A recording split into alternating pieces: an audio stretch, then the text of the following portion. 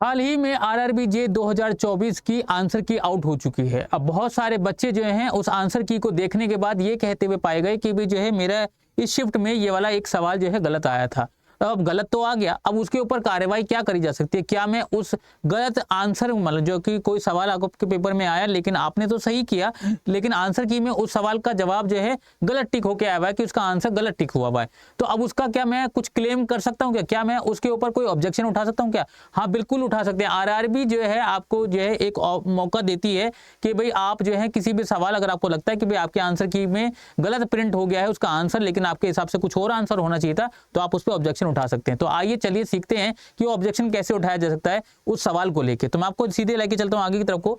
देखिए, आपके पास एक ऑफिशियल नोटिस भी जारी हुआ है आरआरबी जे की तरफ से, जिसमें आपको क्लियर बताया गया है कि ऑब्जेक्शन विंडो जो है ओपन हो चुकी है। जब ये कब से स्टार्ट हुई है? तो 23 तारीख, जिस दिन आपका जो है ये आंसर की रिलीज हुई थी शाम को 6 बजे, उससे लेके 28 तारीख तक रात के 11:55 तक आपके पास ये विंडो ओपन रहेगी। इस विंडो ओपन के अंदर आप जो है इस समय के दौरान जो है अपना वो क्वेश्चन को लेके आप जो है ऑब्जेक्शन उठा सकते हैं। अब कैसे उठाएंगे? तो आपको देखो यहाँ पे एक लिंक दिखाई दे रहा होगा ब्लू कलर से, ए लिंक हैज बीन प्रोवाइडेड। ये आपको मैं लिंक जो है आपको प्रोवाइड करवा दूंगा इसी वीडियो को डिस्क्रिप्शन बॉक्स में, जहां पे जाके आप जो है इस लिंक पे क्लिक करेंगे तो आपके पास ये वाली विंडो खुलती हुई दिखाई देगी। ये वाली विंडो आपके सामने खुल जाएगी। इस विंडो को खुलने के बाद आपको क्या करना है, यहाँ पे अपने कुछ पर्सनल डिटेल्स भरनी पड़ेंगी, जैसे कि आपको अपना रजिस्ट्रेशन नंबर भरना पड़ेगा। उसी के साथ साथ आपको जो है यहाँ पे आपकी डेट ऑफ बर्थ यानी कि डेट, मंथ और ईयर, आपका कौन सा जन्म, किस डेट ऑफ बर्थ जो है आपकी वो भर देंगे।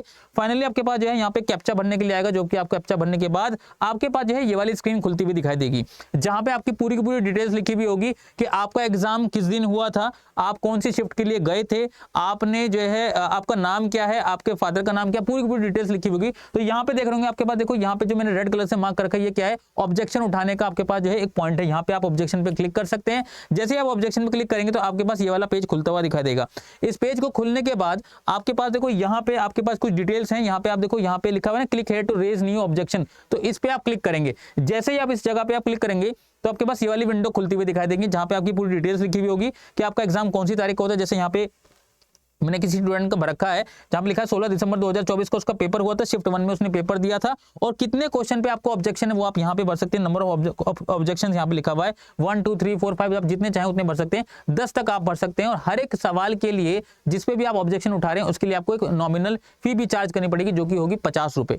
हर एक सवाल के लिए आपको 50 रुपए पे करने पड़ेंगे। और अगर आपका ऑब्जेक्शन ठीक निकला, यानी अगर आपने कोई सवाल पे ऑब्जेक्शन उठाया और आपके हिसाब से वो गलत आंसर टिक हुआ था, लेकिन वो एक्चुअली में सही मतलब अगर वो गलत ही था तो उसके लिए आपको जो है नंबर तो मिलेंगे, साथ ही साथ आपके 50 रुपए रिफंड भी हो जाएंगे। लेकिन अगर आपने किसी सवाल पे ऑब्जेक्शन उठाया और वो आपने कहा कि भाई ये सवाल आंसर की में गलत आया और वो एक्चुअली में सही था, तो उस समय के दौरान आपको जो है वो रिफंड नहीं मिलेगा। यानी अगर आपकी कहीं भी बात सही निकल गई तो आपको 50 रुपए रिफंड तो मिलेंगे, साथ ही साथ आपका स्कोर भी बढ़ जाएगा। लेकिन अगर आपकी कहीं भी बात अगर गलत निकल गई तो आपका रिफंड कुछ नहीं मिलेगा, नंबरों में कोई बढ़ोतरी नहीं होती हुई दिखाई देगी। ये वाली बात कही जा रही है। अब जैसे आप नंबर ऑफ ऑब्जेक्शन पे 1 पे आप क्लिक कर देंगे या 2 पे, जितने भी आपके क्वेश्चन ऑब्जेक्शन पे है, तो आपकी ये वाली नीचे की तरफ को आप स्क्रॉल करेंगे तो आपको ये वाली विंडो खुलती हुई दिखाई देगी। इस विंडो में आप देखेंगे कि आपको क्या करना पड़ेगा। आपका क्वेश्चन आईडी यानी कि उस सवाल जिस पे आप ऑब्जेक्शन उठाना चाह रहे हैं उसकी आईडी क्या है वो आप भरेंगे। उस पे नेचर ऑफ ऑब्जेक्शन भरेंगे कि वो किस तरीके का नेचर था, ये भी आप भरेंगे। उसके अलावा आपने किस लैंग्वेज में आपने उस सवाल का आंसर दिया था, ये भी आप क्लिक करेंगे। उसके बाद 2-3 चीजें हैं उसको भर दीजिएगा। मतलब आपको एक इमेज तौर पे बताना पड़ेगा कि ये मेरी इमेज है, इसको मैंने देखो ये सवाल इस तरीके से सॉल्व हुआ था और इसका आंसर इस तरीके से निकलेगा, और आपने जो है गलत टिक कर रखा है, उसमें आप पूरी डिटेल बता देंगे एक इमेज के जरिए। फिर उसके बाद आपको देखो यहाँ पे पेमेंट करने के लिए आएगा। ऑनलाइन पेमेंट में आप पेमेंट कर सकते हैं, आप चाहे तो डेबिट कार्ड से कर सकते हैं, यूपीआई से कर सकते हैं, जो आप चाहें उससे कर सकते हैं। 50 रुपए की पेमेंट कट जाएगी आपके पास। फाइनली जो आपकी जो है वो ऑब्जेक्शन जो है रजिस्टर्ड हो जाएगा।